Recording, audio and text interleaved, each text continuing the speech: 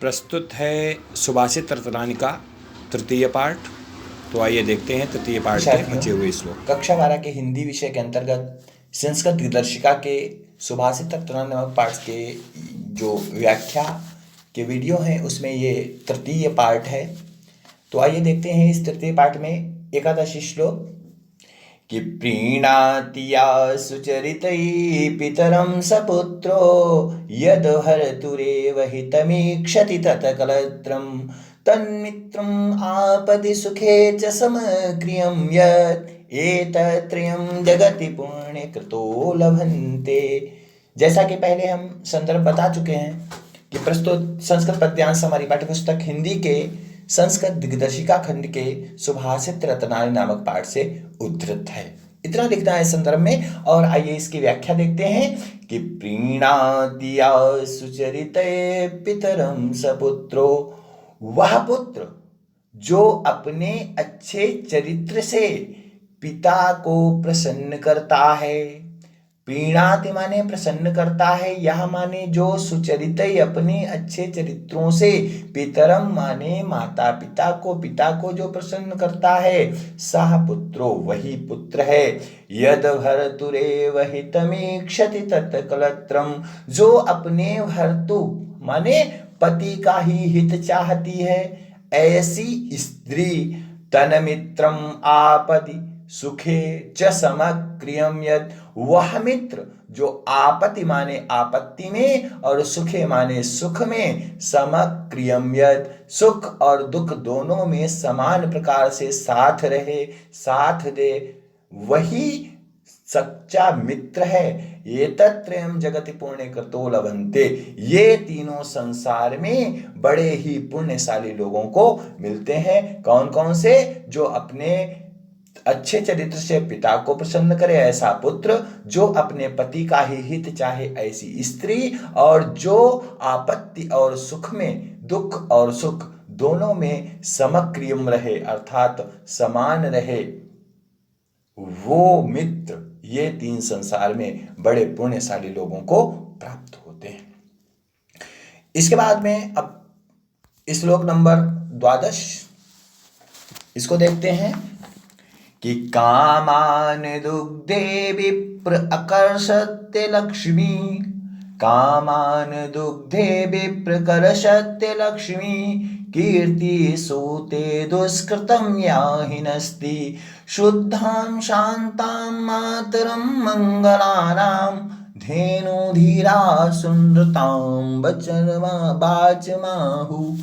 इसमें बताया गया है, यहां से इसका अर्थ देखेंगे कि सुनृताम विद्वानों के द्वारा शुद्धाम शांताम मातराम मंगलानाम, शुद्ध शांत और संपूर्ण कल्याण को जन्म देने वाली, शुद्ध शांत और संपूर्ण कल्याणों को जन्म देने वाली सत्य एवं प्रिय वाणी को, समझ गए, सत्य और प्रिय वाणी को ऐसी गाय कहा है, ऐसी इच्छाओं को पूर्त करने वाली ऐसी गाय कहा है विद्वानों ने, जो समस्त कामान माने इच्छाओं को पूर्ण करती है। और विप्र अकर्षत्य लक्ष्मी, अलक्ष्मी, लक्ष्मी जो अलक्ष्मी, अलक्ष्मी का मतलब है दरिद्रता, दरिद्रता को दूर करती है। और कीर्ति माने यश को बढ़ाती है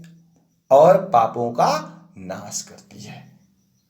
ऐसी शुद्ध शांत और संपूर्ण कल्याणों को जन्म देने वाली प्रियवाणी को ऐसी गाय कहा गया है, जो समस्त इच्छाओं को पूर्ण करती है, दरिद्रता को दूर करती है और कीर्ति को बढ़ाती है तथा हमारे पापों का नाश करती है। तो ऐसी शुद्ध शांत और मंगलकारी वाणी को ऐसी गाय विद्वानों के द्वारा कहा गया है।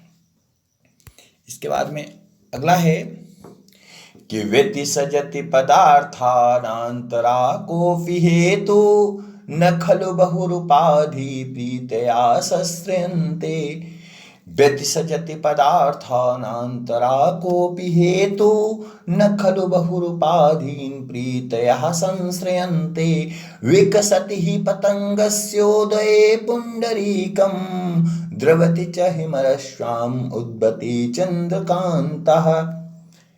इस श्लोक में बताया गया है कि व्यतिसजति, व्यतिसजति माने मिलाता है, व्यतिसजति माने मिलाता है, पदार्थानंतरा, अनंतरः माने आंतरिक, पदार्थ कोऽपि हेतु अर्थात कोई आंतरिक कारण ही पदार्थों को आपस में मिलाता है। न खलु बहुरूपाधीन प्रत्यया संश्रयन्ते, निश्चय ही प्रेम जो है वो बाहरी कारणों पर आश्रित नहीं होता है, प्रेम जो है वो बाहरी कारणों पर आश्रित नहीं होता है। कोई आंतरिक पदार्थ ही परस्पर मिलाता है पदार्थों को, कोई आंतरिक कारण ही पदार्थों को परस्पर मिलाता है। प्रेम जो है निश्चय ही बाह्य कारणों से आश्रित नहीं होता, क्योंकि यहाँ पर उदाहरण दिया गया विकसति माने विकसित होता है, खिलता है। पतंगस्योदये पुंडरीकम, जिस समय सूर्य का उदय होता है तभी कमल खिलता है। पुंडरीकम माने कमल तभी खिलता है जब सूर्य का उदय होता है। द्रवति च हिमरश्वाम उद्भवते चंद्रकांता, और चंद्रमा के उदय होने पर ही चंद्रकांत मणि पिघलती है। तो प्रेम जो है बाहरी कारणों पर आश्रित नहीं होता है, कोई आंतरिक कारण है जो पदार्थों को आपस में मिलाता है। तो ये इस श्लोक का अर्थ है। इसके बाद में देखते हैं चतुर्दशी श्लोक कि निंदन्तु नीति निपुणा यदि वा स्तुवन्तु लक्ष्मी समाविशतु गच्छतु वा यथेष्टम् अद्यैव वा मरणमस्तु युगान्तरे वा न्यायात पथः प्रविचलन्ति पदम न धीरा।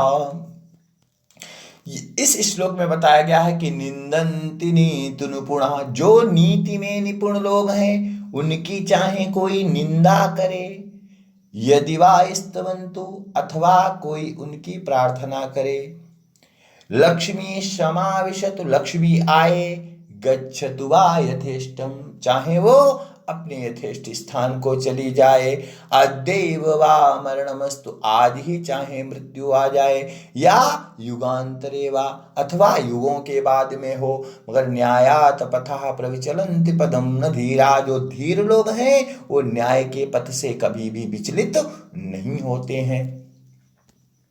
इसके बाद में अंतिम श्लोक देखते हैं कि ऋषयो राक्षसी माहु वाचम उन्मत्त द्रप्तयो सायोनि सर्ववैराणाम साहि लोकस्य निर्हति। यहाँ पे इसको ध्यान से देखते हैं, क्या बताया गया है कि ऋषियों माने ऋषियों, ऋषि मुनियों ने राक्षसीम आहु, राक्षसी आहु माने कहा है, किसे राक्षसी कहा है? वाणी को, ऐसी वाणी को राक्षसी वाणी कहा है। कौन सी वाणी? वाचम उन्मत्त द्रप्तयो, जो अहंकार से युक्त वाणी है, ऐसी वाणी को ऋषियों ने राक्षसी वाणी कहा है। अहंकार से उन्मत्त, अहंकार से युक्त जो वाणी है उस वाणी को राक्षसी वाणी कहा है। सा योनि सर्ववैराणाम, सा माने वह, योनि माने उत्पन्न करती है, सर्ववैराणाम माने सभी वैरों को, अर्थात जो अहंकार से युक्त वाणी है वो वैर उत्पन्न करती है। सा ही लोकस्य निरति, और निरति माने विपत्ति, वो संसार में विपत्तियों का कारण होती है। क्योंकि देखा है जब भी कोई झगड़ा होता है, लड़ाई होती है, तो किस कारण से होता है? जो अहंकारी वाणी बोली जाती है, जो उन्मत्त वाणी बोली जाती है, वो सभी बैरों को उत्पन्न करने का स्थान है और संसार में विपत्तियों का कारण बनती है। इसीलिए ऋषियों ने ऐसी वाणी को राक्षसी वाणी कहा है। इस प्रकार से इस पाठ के जितने भी श्लोक थे उनकी व्याख्या का समापन हुआ। बहुत ही उपयोगी है, बार बार पढ़ें और इसको याद रखें। धन्यवाद।